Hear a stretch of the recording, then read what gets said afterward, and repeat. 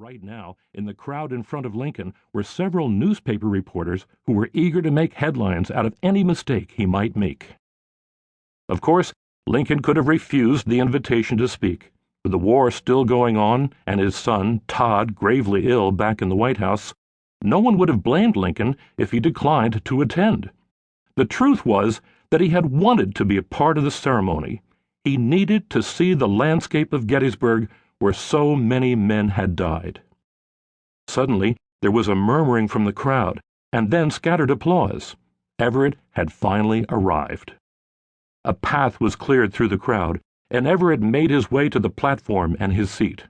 As quickly as possible, the ceremony was begun. First, the chaplain of the House of Representatives offered a prayer, followed by music from the band. Then Everett rose to give his speech. Everett was more than a highly skilled speaker. He was a master showman as well. He had memorized every sentence of his 13,000-word speech, then rehearsed them over and over for dramatic effect. Even his hand movements were faultless. In a high, clear voice he began, "Standing beneath this serene sky, overlooking these broad fields now reposing from the labors of the waning year, the mighty Alleghanies dimly towering before us, the graves of our brethren beneath our feet, it is with hesitation that I raise my poor voice to break the eloquent silence of God and nature.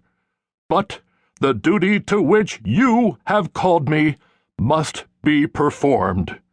Grant me, I pray you, indulgence and your sympathy." With this 73-word warm-up, Everett launched into the main body of his speech.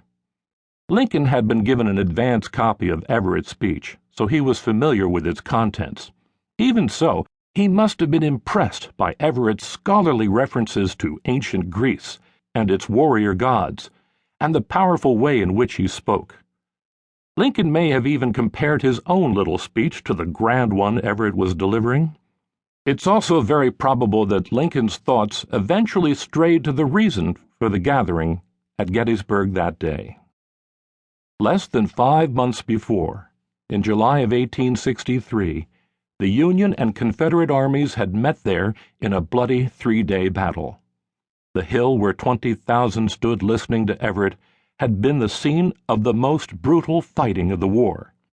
When the cannon and gunfire had stopped, 6,000 Confederate and Union soldiers lay dead, and an incredible 42,000 were left wounded. As President and Commander-in-Chief, Lincoln was legally responsible for the actions of his army. Lincoln's involvement went much deeper, however. From the moment the first shots had been fired at Fort Sumter back in 1861, Lincoln had played an active part in the way the war was fought. He'd formulated policy, drawn up strategic plans, and he'd even directed the movement of troops. Lincoln was a daily visitor at the War Department, where he spent hours reading the telegraph dispatches pouring in from officers at the battlefields and fired instructions back on the spot. Lincoln believed firmly that the only way the United States would be restored was the complete defeat of the Confederate Army. To bring this about, he'd constantly urged his commanders to take on the rebel army in a head-to-head fight. Major battles had taken place: Shiloh, Bull Run, and Antietam, to name a few, but none had been decisive, mainly because the Union generals had failed to be aggressive. Then, in early June, a telegraph message had arrived at the War Department. The Confederate Army was on the move, it reported, and seemed likely to invade the North. On hearing of the possible invasion, Lincoln called a meeting with the commander of the Union forces, Major General Joseph Hooker, and his senior staff officers. During this conference, Lincoln said to them, "Gentlemen, in your next battle, put in all your men."